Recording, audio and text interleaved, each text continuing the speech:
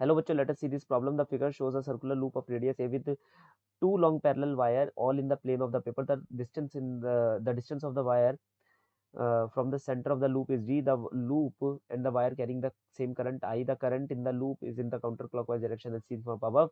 Consider d is very very greater than a and the loop is rotated about the diameter by 30 degree from the position shown in the figure. If the current in the wire are in opposite direction, the torque on the loop at its new position will be. अच्छा देखो, question में ये है कि ये जो loop है ना, इसे तुमने 30 डिग्री तक घुमा दिया. 30 डिग्री इसने तुमने घुमा दिया. चलो ठीक है, हमने मान लो इसे 30 डिग्री घुमा दिया ऐसे करके. ये पहले ऐसे था, फिर हमने 30 डिग्री तक इसे घुमा दिया.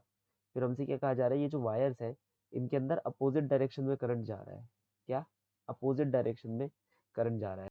तो एक काम करते हैं, इसका करंट नीचे, इसका करंट ऊपर. भाई एक एक डायरेक्शन हमें स्पेसिफाई तो करना ही था कि अपोजिट डायरेक्शन में करंट जा रहा है. मान लो इसका नीचे, इसका ऊपर जा रहा है.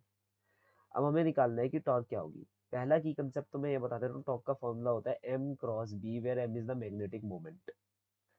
अब जब मैग्नेटिक मोमेंट की बात हो रही है, मैग्नेटिक मोमेंट का डायरेक्शन एरिया वेक्टर डिसाइड करता है, because it is I A vector n is the number of turn which is 1 for us. ठीक है, तो मैं इसे कंक्लूड भी नहीं कर रहा, बस ये लिख रहा हूँ. एरिया वेक्टर का डायरेक्शन बहुत आसान है. कैसे निकाल सकते हो? राइट हैंड रूल से निकाल सकते हो. जिस डायरेक्शन में करंट जा रहा है उस डायरेक्शन में अपनी फिंगर कर्ल करो, थंब तुम्हारे को बता देगा कि किस डायरेक्शन में आपका एरिया वेक्टर लाई कर रहा है. हमारे लिए ऐसे लाई कर रहा है, सिंपल एज दैट. तुमने इसे रोटेट कर दिया तो पहले ये ऐसे लाई कर रहा था out of the plane of paper, अब ये थोड़ा सा ऐसे लाई करता हुआ दिखाई देगा. कोई टेंशन वाली बात ही नहीं है. अगर मैं देखूं magnetic field bye the right hand rule, bye the right hand rule, right hand rule, ये मेरा सेकंड की कंसेप्ट है. देखो ये कितना इंपॉर्टेंट है, यहाँ पर भी यूज हो रहा है, यहाँ पर भी यूज हो रहा है.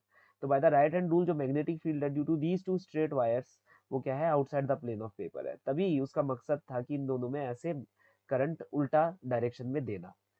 अब magnetic field outside the plane of paper है, तो वो ऐसे वर्टिकल डायरेक्शन में आती हुई आपको नजर आ रही है. ये मैग्नेटिक फील्ड है, ये एरिया वेक्टर है, ये उन दोनों के बीच का एंगल है 30 डिग्री का. कह रहा है टॉर्क निकालो. निकाल लेते हैं सर. डायरेक्ट फॉर्मुलेशन है, ये है 30 डिग्री, तो I A B sine of 30 degree हम ये यहाँ पर लिख सकते हैं. अब मेन बात आती है भाई मैग्नेटिक फील्ड की. दो स्ट्रेट करंट कैरिंग वायर है, इनफाइनाइट वायर है, दोनों के द्वारा कितनी मैग्नेटिक फील्ड लगेगी, इतनी मैग्नेटिक फील्ड लगेगी.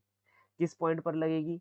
यहाँ पर हमसे कहा जा रहा है कि ये जो मतलब डी जो है वो बहुत ज्यादा बड़ा है ए से, सच दैट कि मतलब इतना बड़ा डायमेंशन है कि उसके लिए ए, मतलब ये जो ए है ना, ये ए का ये लूप, ये छोटा सा पॉइंट जैसा महसूस हो रहा होगा.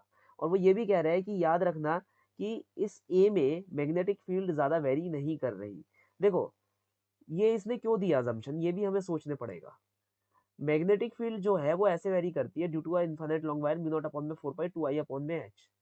तो वो हर एक पोजीशन पर अलग हो जाएगी.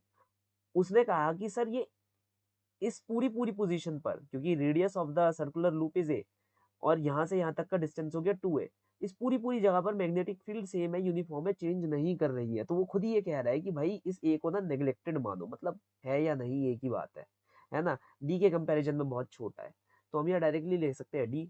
अब दोनों की मैग्नेटिक फील्ड नीचे की साइड है, तो मैं net magnetic field 2 times of B infinity, किसी के एक की मैग्नेटिक फील्ड लेके 2 से मल्टीप्लाई कर दूंगा, मेरे पास नेट मैग्नेटिक फील्ड आ जाएगी यहाँ पर. तो मैं यहाँ पर लिख देता हूँ I A, area of the loop is pi A square. ठीक है.